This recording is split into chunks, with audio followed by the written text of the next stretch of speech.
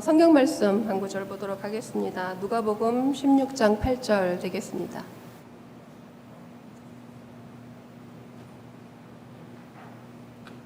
성경 봉독하겠습니다. 말씀 읽겠습니다. 주인이 이 옳지 않은 청지기가 이를 지혜 있게 하였으므로 칭찬하였으니 이 세대의 아들들이 자기 시대에 있어서는 빛의 아들들보다 더 지혜로움이니라. 아멘. 하나님께 감사드립니다. 우리 칭찬받은 청지기라는 말씀으로 목사님 나오셔서 말씀 선포하실 때 큰 은혜 받으시기 바랍니다. 아멘. 할렐루야. 김방일 목장 은혜로운 찬양 잘 들었습니다. 중간에 베트남어로 한 건가요? 베트남어 잘하시네요. 두 분이 베트남에서 이렇게 오신 분이고, 그래서 배려하는 차원에서 아마 베트남어로 한 모양인데 아주 은혜스러웠습니다. 우리 김방일 목장은 가장 최근에 이렇게 세워진 목장이에요. 가장 젊은 목장이죠. 모이기도 잘하고 우리 김방길 목자가 잘 인도를 하고 있는데 기도 많이 해주시기 바랍니다. 할렐루야. 오늘 제목이 뭡니까? 칭찬받은 청지기죠. 칭찬받은 청지기. 여러분 모두가 하나님께 칭찬받는 청지기가 되시기를 간절히 바랍니다. 오늘 읽은 본문 말씀이 포함된 이 비유의 말씀은 사실은 이해하기가 좀 까다로운 비유의 말씀이죠. 왜 이해하기가 어렵냐면 청지기는 청지기인데 어떤 청지기입니까? 불의한 청지기예요. 불의한 일을 한 청지기인데 이 불의한 청지기가 뭘 받아요? 칭찬을 받아요. 그러니까 이해가 좀 어렵습니다. 하나님 말씀에 불의한 일을 한 청지기가 칭찬을 받는다고 하니 이게 앞뒤가 안 맞기 때문에 이해하기가 좀 어려워요. 먼저 이 비유를 이해하려면 이 비유를 하게 되는 배경에 대해서 좀 알아야 합니다. 지금 주님께서 어떤 배경에서 이 비유를 하게 됐냐면 지금 뭐에 대한 말씀을 하고 있냐면 하늘나라에 대한 말씀을 하고 있는 겁니다. 어디에 대한 말씀을 하고 있다고요?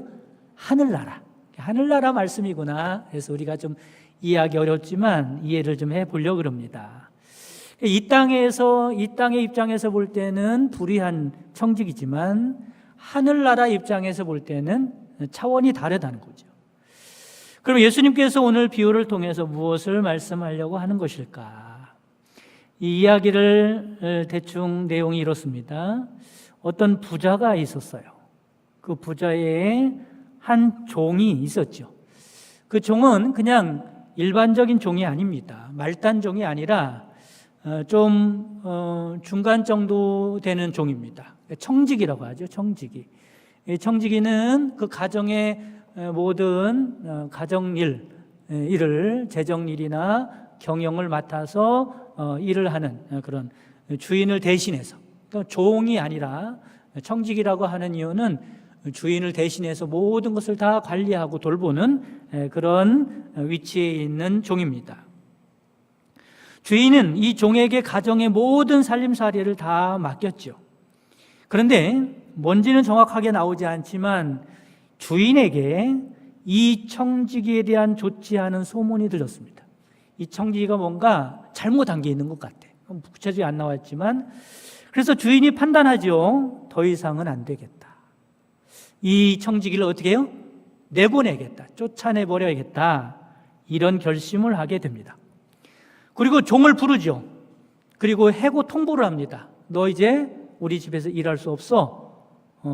그렇게 일을 하면서 어떻게 우리 집에 있으려고 그래? 너는 이제 해고야. 해고 통보를 하는데 그냥 당장 해고 통보를 하지 않고 너 나가서 뭘 할지 아니면 지금 하던 일 다 정리를 좀 잘 해. 그리고 며칠을 말미를 줄 테니까 모든 일을 정리하고 나가라고 말을 합니다. 이 종이 주인의 말을 듣고 고민이 생기죠. 어떤 고민이 생겨요? 지금까지는 청지기로서 집안일을 돌보면서 품값도 받고 먹고 살고 그랬는데 이제 여기서 잘리면 나가서 뭘 해 먹고 살까? 그런 고민이 생긴 거예요. 3절 말씀에 보면 이렇게 말씀해요. 청지기가 속으로 이르되 내 주인이 내 직분을 빼앗으니 내가 무엇을 할까? 땅을 파자니 힘이 없고 빌어먹자니 부끄럽구나. 무엇을 하며 살까 고민이 된 겁니다. 그런데 고민 끝에 한 가지 좋은 생각이 떠올랐어요. 4절에 보면 내가 할 일을 알았도다. 할 일을 알았어요. 그 좋은 생각이 뭔가 봤더니 이런 겁니다. 자기가 모시는 그 주인에게 빚진 사람들이 있을 거 아니에요? 그 빚진 사람들 다 오라고 하는 거예요. 그리고 뭘 하냐면 그 빚을 탕감해 주는 겁니다. 당신은 주인에게 얼마를 빚졌소? 예, 100을 빚졌습니다. 그러면 증서를 달라고 하고 100을 50으로 바꿔주는 거예요. 50을 탕감해 주는 거예요. 당신은 얼마를 빚졌소? 예, 200을 빚졌습니다. 그러면 200 지우고 착착 지우고 100으로 탕감을 해 주는 겁니다. 좋은 일이에요? 나쁜 일이에요? 판단이 안 쓰나요? 좋은 일이야, 나쁜 일이에요? 나쁜 일, 불의한 일인 거예요. 이렇게 하는 이유가 뭘까? 종이 이 집에서 쫓겨났을 때 이렇게 은혜를 입은 사람들이 이 종을 도와줄 것이다 라는 계산을 하게 된 겁니다. 4절 하반절에 그런 말씀이 나오죠. 이렇게 하면 직분을 빼앗긴 후에 사람들이 나를 자기 집으로 영접하리라. 내가 쫓겨났을 때 이 사람들이 은혜를 입었으니 그래도 나에게 잘 대접해 줄 것이다 라는 생각을 한 것이죠. 그런데 문제는 종이 이런 일을 한다는 사실이 또 주인의 귀에 들어간 겁니다. 그럼 여러분 생각해 보시기 바랍니다. 상식적으로 생각할 때 이 종은 주인에게 혼이 나야 돼요? 아니면 칭찬받아야 돼요? 혼나야지. 혼나는 정도가 아니에요. 지금까지도 잘못해가지고 쫓겨날 판인데 이제 얼마 안 있으면 쫓겨나게 될 텐데 그 말미를 줬더니 그 사이에 또 못된 짓을 하고 있으니 이게 가중처벌입니다. 보통 혼날 일이 아니죠. 그런데 이 비유의 말씀을 해석하기 어렵다는 말씀이 뭐냐면 주인이 뭐를 해요? 책망하지 않고 혼내지 않고 칭찬하는 거예요. 그래서 어려운 겁니다. 8절 말씀에 보면 오늘 읽은 말씀이죠. 주인이 이 옳지 않은 청지기가 이를 지혜 있게 하였으므로 칭찬하였으니 이 세대의 아들들이 자기 시대에 있어서는 빛의 아들들보다 더 지혜로움이니라 말씀하죠. 여기서 우리가 정신을 바짝 차리지 않으면 해석이 잘못될 수 있습니다. 그래서 이런 생각을 할 수 있죠. 불의하게 살아도 칭찬받을 수 있구나. 하나님은 불의하게 살아도 칭찬해 주시는 분이구나. 그런 경우가 있어요, 없어요? 저는 많이 봐요. 불의한 방법으로 돈을 많이 벌고 그 다음에 뭐라고 간증하고 다니냐면 하나님께서 나를 축복해 주셨다고 간증하게 하고 다니는 사람을 제가 종종 봅니다. 천만의 말씀. 하나님은 그렇게 칭찬하시는 분이 아니에요. 불의한 일을 좋아하시는 분이 아니에요. 그런 식으로 살기를 원하시지 않습니다. 그럼 지금부터 이 비유를 통해서 어떤 말씀을 하고 싶은 건지 알아보도록 하겠습니다. 8절을 다시 보면 주인이 이 옳지 않은 청지기가 이를 지혜 있게 하였으므로, 그러니까 일은 옳지 않아요. 그런데 지혜 있게 하였으므로 칭찬하였으니 이렇게 말씀하죠. 이 말씀을 잘 보면 주인이 청지기를 칭찬하는 무엇을 칭찬하는지를 알 수 있어요. 그의 옳지 않은 행동을 칭찬하는 게 아니라 뭘 칭찬하죠? 지혜를 칭찬하고 있는 거예요. 그리고 앞에서 이 비유는 무엇에 관한 말씀이라고 제가 말씀을 드렸어요? 뭐에 대한 말씀을 하고 있는 거예요? 하늘나라. 하늘나라 지혜인 거예요. 그의 청지기의 지혜를 하늘나라 차원에서 이해하면 좀 이해가 됩니다. 3절을 다시 보면 이렇게 말씀하죠. 청지기가 속으로 이르되 주인이 내 직분을 빼앗으니 내가 쫓겨난다 이 말이에요. 내가 무엇을 할까? 땅을 파자니 힘이 없고 빌어먹자니 부끄럽구나. 이 종의 고민이 뭐냐면 이제 얼마 후에 이 집에서 떠나게 될 텐데 어느 입장에서 해석을 해봐요? 하늘나라 입장에서 해석해 보는 거예요. 하늘나라 입장에서. 걱정이 되는 거죠. 후에 내가 무엇을 하며 살까? 이런 생각이 뭐라는 거예요? 지혜의 출발이라는 겁니다. 그러면 이 고민을 하늘나라에 적용을 해보면 이런 거죠. 머지않아 내가 이 집을 떠나게 될 텐데 어느 집이에요? 지금 살고 있는 집. 이게 뭐예요? 이 세상을 떠나게 될 텐데 이런 말이에요. 그런 비유를 하고 있는 거예요. 내가 이제 머지않아 이 세상을 떠나게 될 텐데 그 후에는 어떻게 살까? 라고 하는 고민을 하는 거죠. 이것이 이 땅에 살아가는 우리가 가져야 하는 지혜의 출발점이라고 말씀을 하고 있는 겁니다. 지금 예수님은 이 말씀을 하고 계신 거예요. 그런데 사람들은 이 생각을 하지 못하고 살아가고 있지요. 그냥 하루하루 별 생각 없이 살아가는 거예요. 이 청지기도 그랬을 겁니다. 지금의 삶이 계속될 것이라고 생각했을 거예요. 아무런 일이 일어나지 않으리라고 생각했을 겁니다. 그러다가 이 종이 주인에게 해고 통보를 받고 나서야 뭐가 생겼어요? 지혜가 생긴 거예요. 우리들도 여러분 마찬가지입니다. 지금의 삶이 영원할 것 같이 살아갑니다. 물론 머리로야 언젠가는 가겠지, 언젠가는 떠나겠지라고 생각을 하지만 단지 그냥 머리로만 생각하는 거예요. 마음으로는 전혀 절박하지 않습니다. 마치 별일 없이 인생을 영원히 살 것 같이 착각하고 살아가고 있습니다. 이것이 인간의 어리석음이죠. 이에 비해 지혜는 곧 끝이 온다는 사실을 깨닫는 것입니다. 그리고 지금 주어진 시간이 내가 그 끝을 지나서 내가 이 집에서 나갔을 때 어떻게 살아갈까라고 하는 것을 생각할 때부터 그게 지혜라는 말씀을 하고 있는 거예요. 그렇다면 지금 어떻게 살아가야 할 것인가? 이 질문에 대해서 어떤 답을 하느냐에 따라서 현재의 삶의 모습이 결정되죠. 믿음이 없는 사람들은 이렇게 생각해요. 죽으면 끝이다는 것, 아무것도 없다는 것, 또는 죽음 이후의 삶을 우리가 어떻게 알 수 있느냐는 거예요. 이런 사람들은 현재의 삶이 뭐예요? 전부인 거예요. 그러니까 이런 사람들은 어떻게 살아가겠어요? 내가 하고 싶은 것 다 하면서 마시고 싶으면 마시고 즐기고 싶으면 즐기고 내가 하고 싶은 건 다 하면서 살아가는 것을 최고로 여기는 거예요. 그런 노래 있죠? 노세 노세 젊어서 노세 늙어지면 못 노나래. 응? 못 놀 때가 있어요. 그러니까 지금 주어졌을 때 노는 것이 최고입니다. 죽어지면 모든 게 끝이라는 생각이 전부죠. 그러나 적어도 우리 믿음의 사람들은 죽으면 누구 앞에 서게 돼요? 하나님 앞에 서게 됨을 믿으시기를 바랍니다. 그때 하나님께 어떤 영접을 받을 것인가? 천국에서는 어떤 삶을 살게 될 것인가? 그 삶을 언제 결정되는 거예요? 지금 이 시간, 하나님이 주어진 이 시간이 그 시간을 결정하는 거란 말이에요. 그래서 불의한 청지가 뭐라고 합니까? 4절에 보니까 내가 할 일을 알았도다.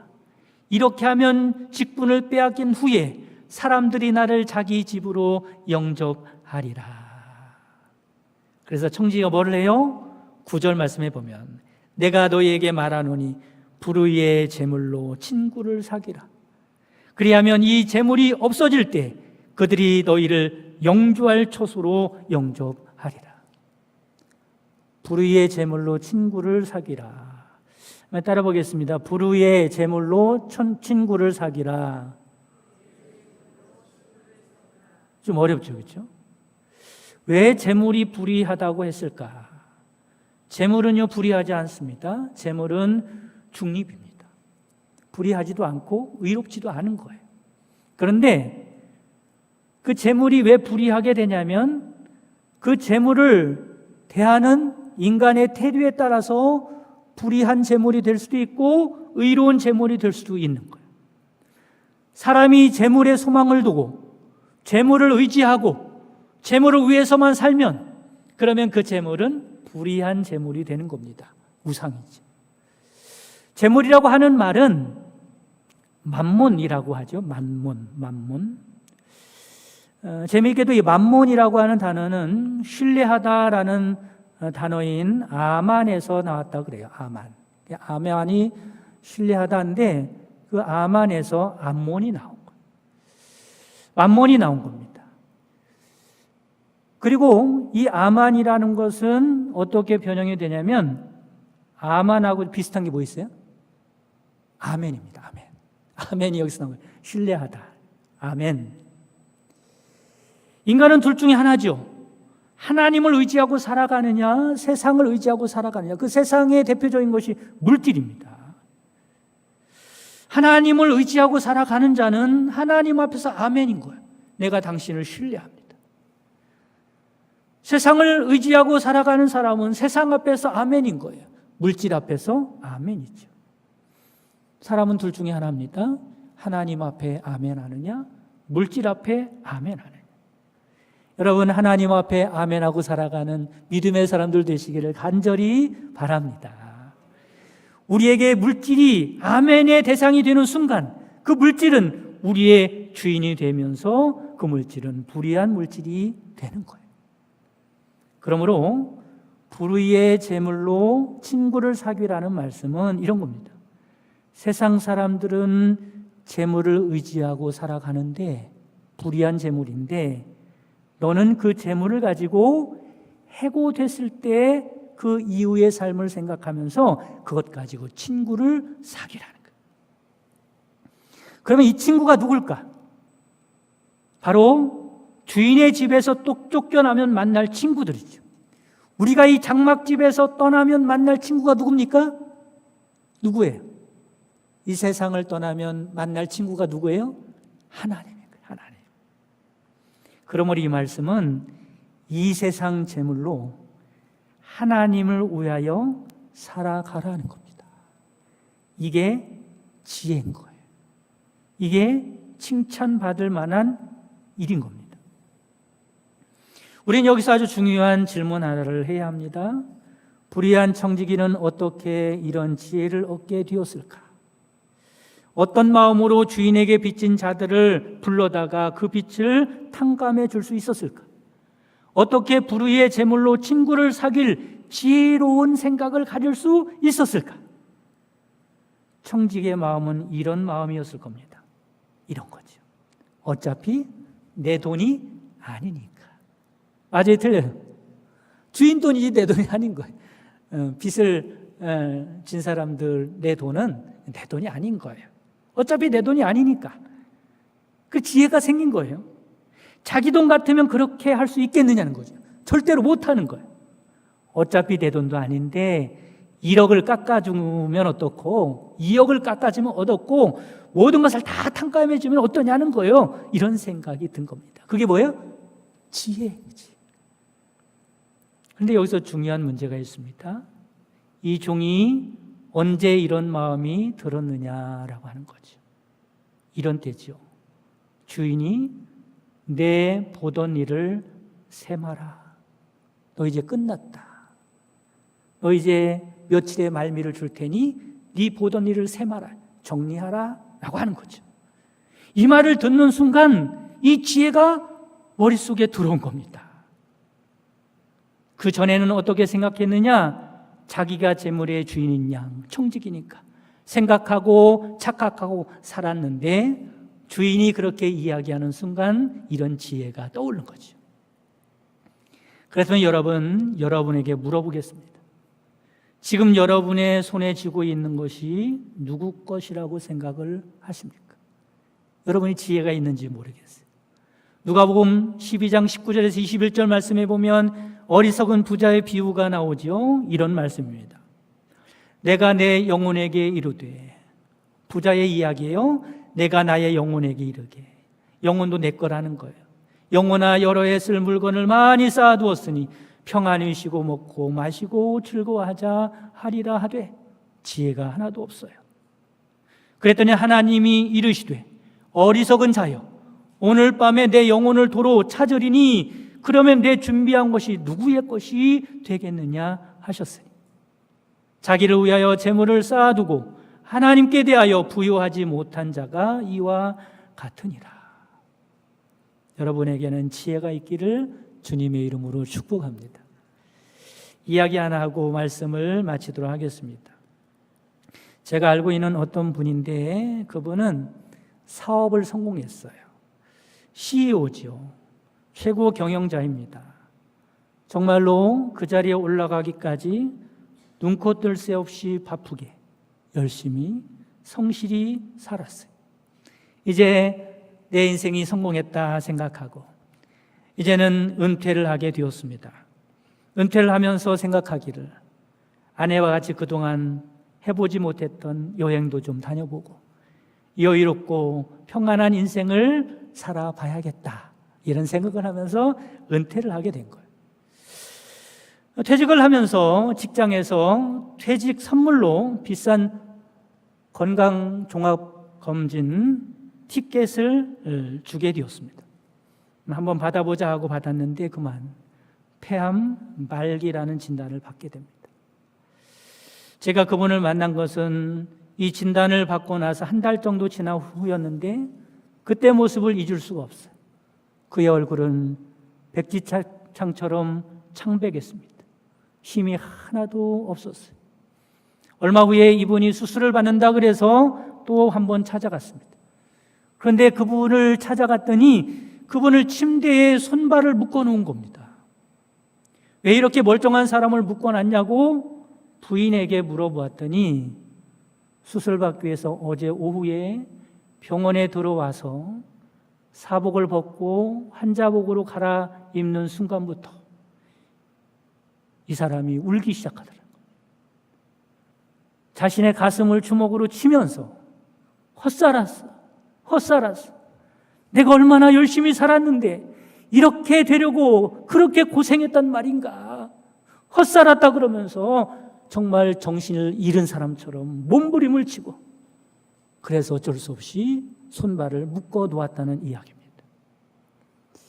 여러분 생각해 보세요. 한국에서 CEO로 성공하려면 정말로 피나는 노력을 해야 합니다. 그러다 보니 아내하고 단란한 시간 한번 못 보내고 더욱이 후회되는 것은 자식이 4명인데 자식들 앞에서 믿음의 부모로서 진지하게 너 예수님 잘 믿어야 한다는 이야기 한번 제대로 해보지 못했다는 거예요. 그러다 결국엔 이렇게 되었으니 눈물이 나지 않을 수 없었습니다. 헛살았어. 내가 이렇게 될 줄 알았으면 그렇게 살지 않았을 텐데 헛살았어. 그때서야 하나님께 해고 통지를 받은 이후에야 정신이 번쩍 돌아온 거예요. 내가 이루어 놓은 것, 내가 쌓아 놓은 것, 이게 다 내 것이 될 줄 알았는데 이것으로 남은 인생 그동안 못 해본 것 실컷 하면서 평안하게 살고 싶었는데 하나님께서 부르시는 소리를 듣고 정신이 번쩍 난 겁니다. 그때서야 뭐가 생긴 거예요? 지혜가 생긴 거예요. 그때서야 내 생명을 비롯해서 모든 것의 소유자가 누군지 깨닫게 되었고 이것들을 가지고 무엇을 준비하며 살아가야 할지 알게 된 것입니다. 그러나 안타깝게도 그분은 6개월 후에 병원에서 그 어렵다는 항암 치료만 받다가 항암 치료가 얼마나 힘들고 고생스러워요. 고생하다가 하나님께 부름을 받게 되었습니다. 여러분 이 이야기가 남의 이야기 같지 않습니다. 우리도 오늘 들려주신 하나님의 말씀을 들으면서 불의한 청지기의 지혜를 갖지 못한다면 똑같이 후회하는 인생이 될 것입니다. 바라기는 이 세상에 살아가는 동안에 불의의 재물로 친구를 사귀는 지혜가 있기를 간절히 바랍니다. 그래서 하나님의 나라의 삶을 준비할 줄 아는 지혜로운 여러분 되시기를 주님의 이름으로 축복합니다. 주기도문으로 김만길 목장 주간 예배 마치도록 하겠습니다. 하늘에 계신 우리 아버지여, 이름이 거룩히 여김을 받으시오며 나라의 마옵시며 뜻이 하늘에서 이룬 것 같이 땅에서도 이루어지이다. 오늘날 우리에게 일용할 양식을 주옵시고 우리가 우리에게 죄진 자를 사하여 준 것 같이 우리 죄를 사하여 주옵시고 우리를 시험에 들지 말게 하옵시며 다만 악에서 구하옵소서. 대개 나라와 권세와 영광이 아버지께 영원히 쌓옵나이다. 아멘.